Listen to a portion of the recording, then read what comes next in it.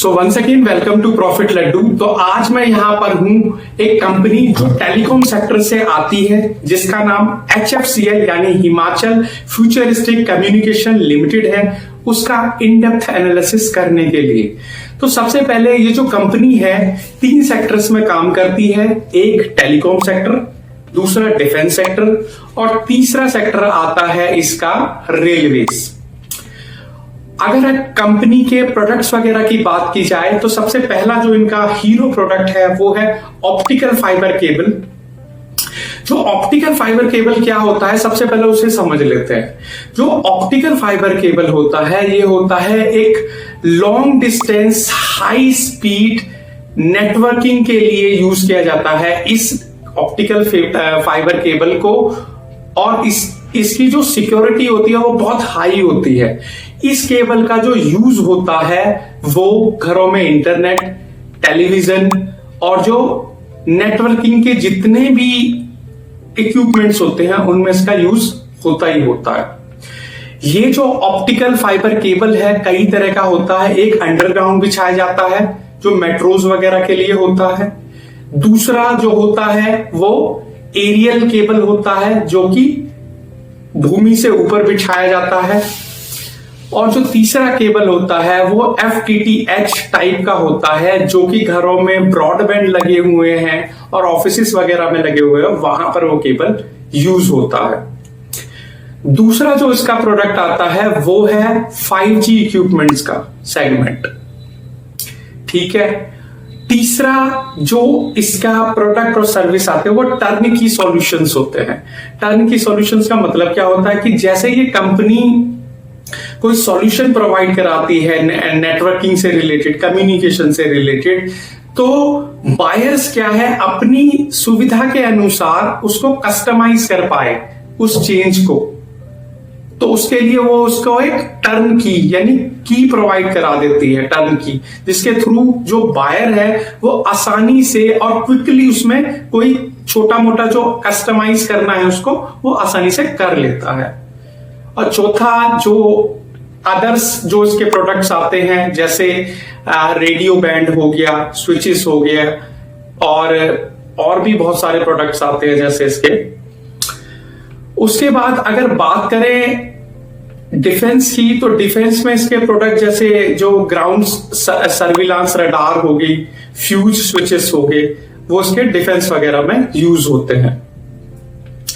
उसके बाद में अगर हम इस इंडस्ट्री ये जो टेलीकॉम इक्विपमेंट्स की इंडस्ट्री है इसकी बात करें तो ये 2000 करोड़ US डॉलर्स की है लगभग। उसके बाद में अगर हम HFCL का मार्केट शेयर देखें तो वो लगभग 5 से 8% का है। अगर हम बात करें इसके कॉम्पिटिटर्स की तो जो सबसे बड़ा इसका कॉम्पिटिटर है वो है STL, स्टारलाइट टेक्नोलॉजीज लिमिटेड। यानी स्टारलाइट जो टेक्नोलॉजीज लिमिटेड है उसके पास में जो ऑप्टिकल फाइबर केबल का शेयर है वो लगभग 40% तक शेयर है। उसके बाद में जो इसका दूसरा कॉम्पिटिटर आता है वो है तेजस नेटवर्क्स, जिसके पास में लगभग 20 से 25% का मार्केट शेयर है इस ऑप्टिकल फाइबर केबल का। जो तीसरा इसका बड़ा कॉम्पिटिटर आता है जिसमें चाहे वो नोकिया या इरेक्शन है जो कंपनी, दोनों को मिलाकर जो 5G इक्विपमेंट्स का लगभग 60 से 65% का मार्केट शेयर है उसके पास में।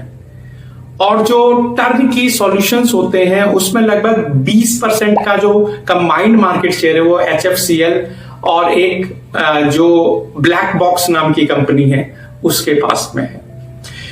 टोटल मार्केट 2000 करोड़ की जो US डॉलर्स की मार्केट है उसमें से जो सबसे ज्यादा मार्केट शेयर है वो है 5G इक्विपमेंट्स का 40% का। और जो इसके जो ऑप्टिकल फाइबर केबल का मार्केट है उसमें से लगभग 30% का है। और जो उसमें से टर्न की सॉल्यूशंस जो है उसका मार्केट लगभग 20% का है। और जो अदर्स जिसमें जो स्विचेस आगे, फ्यूजेस आगे, ये वगैरह जो जितने भी इक्विपमेंट्स होते हैं उसका मार्केट लगभग 10% का है। तो ये जो कंपनी है काफी, मतलब इसके अगर क्लाइंटेज देखें तो उसमें एयरटेल भी है, उसमें जियो भी है, उसमें आइडिया भी है। ये सारी कंपनीज इसके क्लाइंटेज है। उसके बाद में भी ये कंपनी इतनी सारी क्लाइंटेज होने के बावजूद, इतनी सारी जो इनकी कोर स्पेशलिटी होने के बावजूद, अगर जैसे HFCL का जो ऑप्टिकल फाइबर केबल में है उसका जो कंट्रीब्यूशन है वो लगभग 15 से 20% का मार्केट शेयर है उसके पास में। और अगर 5G इक्विपमेंट्स की बात करें तो उसका जो मार्केट शेयर है लगभग 5 से 10% का है। और जो तीसरा टर्न अराउंड सर्विस की बात करें तो उसका जो मार्केट शेयर है वो लगभग 10 से 15% का है। लेकिन ये कंपनी सबसे बड़ी चीज है, लैग कहां पे कर रही है, क्यों इतना ग्रो नहीं कर पा रही? तो सबसे पहले उसका जो रीजन है, जो टेलीकम्युनिकेशन इक्विपमेंट्स का मार्केट है जिसमें सबसे बड़ा जो शेयर है वो 5G इक्विपमेंट्स का है, उसमें इस कंपनी का शेयर लगभग 5 से 10% का ही है, जिसकी वजह से ये कुछ खास कर नहीं पा रही है। और जो ऑप्टिकल फाइबर केबल का भी है उसमें भी ये कुछ खास परसेंटेज है नहीं, 15 से 20% का इसका मार्केट शेयर है। तो ये सारी चीजें हैं इसकी। और दूसरा, इसके अंदर कंपनी के अंदर जो सबसे बड़ी कमी है वो है मैनेजमेंट की। इसका जो सीनियर मैनेजमेंट है वो रिटायर्ड हो गया है और जो नई लीडरशिप है वो आ नहीं रही है। कोई नई लीडरशिप में, फ्रंट लाइन लीडरशिप में आ नहीं रहा है। दूसरा, इस कंपनी के जो प्रमोटर्स हैं उनकी जो होल्डिंग्स है वो प्लज हो रखी है, जिससे कि एक प्रेशर भी बिल्ट हो जाता है। और कंपनी की जो सेल्स ग्रोथ भी है वो बहुत लो है इस कंपनी की। तो करते हैं आज इस कंपनी का इन डेप्थ एनालिसिस। तो चलते हैं मेरे साथ कंप्यूटर स्क्रीन पर। तो आज मैं यहां पर हूं एक कंपनी HFCL जो कि टेलीकॉम सेक्टर से बिलोंग करती है, उसका इन डेप्थ एनालिसिस करने के लिए। इस एनालिसिस में पहले मैं करूंगा फंडामेंटल एनालिसिस, फिर करूंगा ट्रेंड एनालिसिस, उसके बाद करूंगा मैं टेक्निकल एनालिसिस। तो चलते हैं मेरे साथ कंप्यूटर स्क्रीन पर और देखते हैं कि फंडामेंटल एनालिसिस में क्या निकलता है, किस तरह के इंसाइट्स निकलते हैं। तो सबसे पहले मार्केट कैप देख लेते हैं। मार्केट कैप अगर देखें हम तो HFCL का 11,886 करोड़ का है, जो कि 5,000 करोड़ से ऊपर और 20,000 करोड़ से नीचे एक मिड कैप कंपनी है। उसके बाद में अगर इसका स्टॉक का पीई देखें तो 32.5 है और जो इंडस्ट्रियल पीई है वो लगभग 32.5 ही है। तो दोनों सेम है, ना तो कंपनी ग्रो कर रही है ना डी ग्रो कर रही है। ROCE को देखें तो वो 13.3 है और ROE को देखें तो 9.38 है, यानी कि एक एवरेज चल रही है कंपनी, कुछ खास नहीं कर रही, एवरेज चल रही है। बाकी डेट इक्विटी रेशियो देखें तो वो बहुत अच्छा है, कंपनी पूरी तरह से डेट कंपनी के ऊपर नहीं है। उसके बाद में पैग रेशियो देखें तो वो बहुत हायर है और पैग रेशियो थोड़ा गड़बड़ है इसका, वो मैं रेड से दिखा देता हूं। बाकी जो दूसरी गड़बड़ है इसमें प्लज परसेंटेज, जो प्रमोटर्स की शेयर होल्डिंग है वो पूरी तरह से प्लज है, यानी गिरवी रखी हुई है। ठीक है जी।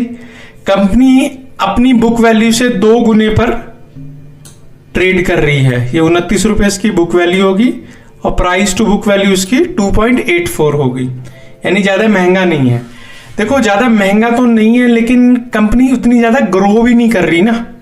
जो चीज ग्रो भी नहीं कर रही है फिर दिक्कत इस वजह से हो जाती है। ठीक है, इसके प्रमोटर्स होल्डिंग प्लच होने की वजह और पैग रेशियो वगैरह इसका थोड़ा दूसरे तरीके का है। उसके बाद में अगर हम इसका थोड़ा सा मोमेंटम इसके अंदर चेक करें तो ये आप मोमेंटम देख सकते हो। ये प्राइस लाइन है, ये ऊपर 20 DMA है और 50 DMA है और ऊपर 200 DMA है, तो दोनों के नीचे है, यानी कि मोमेंटम इसके अंदर नहीं है स्टॉक के अंदर। उसके बाद में अगर इसका मीडियम पीई भी देखें तो वो भी 31 का है। मीडियन पीई जो है इसका, ये मैं देख लेता हूं, 31 का मीडियन पीई है और कंपनी का जो पी है वो 32 है, यानी कि एवरेज ही है, लगभग दोनों बराबर ही है, ना महंगा है ना सस्ता है। उसके बाद में देखें HFCL अकेला पीयर कंपैरिजन में अकेली कंपनी को दिखा रखा है, कोई और कंपनी दिखा नहीं रखी है। उसके बाद में देखें अगर इसकी प्रॉफिट लॉस स्टेटमेंट, तो नेट प्रॉफिट कंपनी थोड़ा सा ज्यादा बना रही है, उसी हिसाब से स्टॉक भी, मतलब स्टॉक का प्राइस भी फ्लक्चुएट कर रहा है, 318 से 338 और फिर 366 का प्रॉफिट, नेट प्रॉफिट हो रहा है। ओपीएम मार्जिन जो 13 से 15 हो गए, थोड़े से जो मार्जिन बढ़े ना, उसी वजह से कंपनी थोड़ा बहुत नेट प्रॉफिट बढ़ा है उसका, अदरवाइज तो सब बिल्कुल ऐसे ही हो रखा है। सेल्स ग्रोथ इसकी माइनस में जा रही है, मार्च 2024 वाली, 2024 तक की जो है। उसके बाद में जो कंपनी का कैगर देखें कितना कमा के दिया है कंपनी ने, कैगर देख लो भाई कि एक साल में -12% का रिटर्न दिया है, और 3 साल के अंदर दिया है 1% का रिटर्न, 5 साल के अंदर 49% का रिटर्न दिया है, तो कोई खास नहीं है कैगर। अगर CWIP देखें तो वो लगभग 268 करोड़ से 469 से 243 करोड़ का है। चलो कुछ तो किया कंपनी ने। और कैश फ्लो इसका नेगेटिव है, -5 से 46 हुआ, 46 से 40, -40 हो गया। फिर जो इसके कैश कन्वर्टिंग साइकिल है, देखो ये बड़ी डेंजर चीज है, बड़ी स्पेशल चीज है कि कैश कन्वर्टिंग साइकिल 72 से 127 हो जाता है, 127 से 175 हो जाता है। यानी कैश कन्वर्टिंग साइकिल का सेंस होता है कि अगर हमारे पास कोई प्रोडक्ट या कोई सर्विस है और हम किसी कंपनी को वो प्रोडक्ट या सर्विस देते हैं, तो हमें कितने समय के बाद में वो उसका पैसा मिलता है। तो पहले 72 दिन में मिलता था, फिर 127 हो गया, उसके बाद 175 हो गया, यानी डिले पे डिले होता जा रहा है। इसी वजह से इसका जो कैश फ्लो है वो नेगेटिव है। उसके बाद में अगर इसके शेयर होल्डिंग पैटर्न की बात करें तो प्रमोटर्स के पास 35.9% की हिस्सेदारी है, वो भी प्लज है, वो भी गिरवी रखी हुई है। तो करेंगे क्या? अगर कोई व्यक्ति है और जिसका कर्जा बहुत चढ़ा हुआ है, सब चीज, उसका मकान भी, उसकी दुकान भी, उसकी हर चीज गिरवी रखी हुई है, तो भाई वो निर्णय कैसे लेगा? उसके जो डिसीजंस होंगे वो बहुत वीक होंगे, कोई डिसीजन ही नहीं ले पाएगा। इसमें FII 6.70 है, DIIs 10.96 है। ये DIIs बता कौन होंगे? ये वो लोग होंगे जो बैंक्स वगैरह हैं, क्योंकि बैंक्स वगैरह से इन्होंने वहीं गिरवी रखा होगा इनको सारे को। और इसमें जो पब्लिक है वो 46.40 फंसी हुई है। आप ये देख लो, जिसमें पब्लिक, अगर आपको मेरी बात ऐसे ही लग रही है तो ये देखो 46.40 पब्लिक फंसी हुई है। सबसे बड़ी चीज है कि इस जो ये कंपनी है ना, इस कंपनी के फंडामेंटल्स ना एवरेज से ही है। और जो दूसरी बात इस सेक्टर के बारे में है, ये जो टेलीकॉम सेक्टर है ना, इसमें पैसा बनाना इतना आसान नहीं होता जैसे अदर सेक्टर्स होते हैं ना। रियल एस्टेट भी अच्छा सेक्टर है, IT भी अच्छा सेक्टर है, मेटल माइनिंग में भी बन जाता है पैसा, या केमिकल्स वगैरह में भी बन जाता है। लेकिन इस टेलीकॉम सेक्टर का जो हमेशा जो PE भी होता है ना, वो इसी तरह का रहता है, 30-32, मतलब इसमें प्रॉफिटेबिलिटी जनरेट करना बहुत मुश्किल रहता है इन कंपनियों में। तो फंडामेंटल एवरेज से ही है, कुछ खास है नहीं कंपनी के अंदर। और जैसा मैंने बताया था कि लीडरशिप की कमी है इसमें। जो ओल्ड लीडरशिप थी, बड़ी लीडरशिप थी, वो तो सारे रिटायर्ड हो गए और नए फ्रंट में कोई आ नहीं रहा है, तो कंपनी ग्रोथ कैसे करेगी? और कंपनी अपने जो कैश कन्वर्टिंग साइकिल है उसको बढ़ाए जा रही है। तो यही इसका फंडामेंटल था, कुछ खास है नहीं फंडामेंटल्स में। उसके बाद में इसका ट्रेंड एनालिसिस देख लेते हैं। ट्रेंड एनालिसिस में 1 डे का जो देखते हैं वो बियरिश में है, 1 वीक का जो देख लेते हैं वो बुलिश है, अच्छा है 7.45, और यानी कि ये भी इसका 5.81 है 1 मंथ का, और लेकिन 3 मंथ्स का इसका नेगेटिव है, 22.27 का है, और 6 मंथ का इसका 40% का है, 40.21% का है रिटर्न। 1 ईयर का इसमें 13 का है, 1 ईयर का रिटर्न इसमें 13% का है, वो भी नेगेटिव ही है। और 3 इयर्स का इसमें कहीं जाके पॉजिटिव हुआ है थोड़ा बहुत। तो शॉर्ट टर्म ट्रेंड और मिड टर्म ट्रेंड लगभग नेगेटिव ही है, लगभग 1 साल तक भी नेगेटिव ही बना रहा है, 3 साल में बना रहा है 3% का रिटर्न, तो फिर क्या फायदा, लॉन्ग टर्म भी नेगेटिव ही है। मैं बता रहा हूं ना, इसमें सबसे बड़ी चीज यही है कि एक तो इसके मार्जिन्स बहुत हिले हुए रहते हैं, इसमें जो ऑपरेटिंग मार्जिन्स वगैरह होते हैं, ओपीएम वगैरह 13-15% के तो मार्जिन्स ही होते हैं इसमें खाली। तो ट्रेंड एनालिसिस में भी कुछ खास कर नहीं रहा, बियरिश मोड में ही है, और फंडामेंटल्स भी कुछ खास नहीं थे। उसके बाद में टेक्निकल एनालिसिस आ जाते हैं। टेक्निकल एनालिसिस में सबसे पहले इसका प्राइस देख लेते हैं, वो 82.39 का है, 82 रुपए का है। उससे नीचे एक सपोर्ट जो है इसका 67.66 पर है, 67 रुपीज पर इसका पहला सपोर्ट बनता है।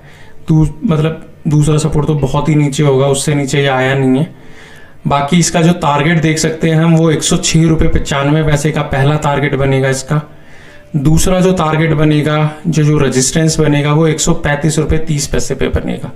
ये मैं दिखा देता हूं आपको कि जो पहला टारगेट है 106 रुपये 95 पैसे, और दूसरा टारगेट 135 रुपये 30 पैसे पे बनेगा।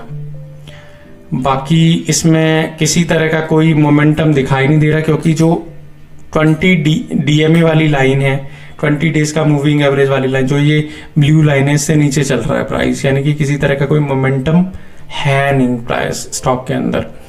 उसके बाद में अगर हम देखें तो इसके अंदर कोई आरएसआई में कोई स्ट्रेंथ वगैरह भी नहीं है, जो 39 का है, और कुछ खास दिखाई नहीं दे रहा, अभी ओवरसोल्ड जोन में ही है जो स्टॉक है। बाकी एमएससीडी को देखें तो अगर एमएससीडी के अंदर भी किसी तरह का कोई रिवर्सल भी दिखाई नहीं दे रहा है, रिवर्सल भी दिखाई नहीं दे रहा, कोई मोमेंटम भी नहीं है और कोई स्ट्रेंथ भी नहीं है, यानी कि टेक्निकल एनालिसिस में भी कुछ खास कर नहीं रहा है जो स्टॉक है। देखो, इस इंडस्ट्री के बारे में यही है कि लो मार्जिन इंडस्ट्री है ये जो टेलीकॉम इंडस्ट्री है।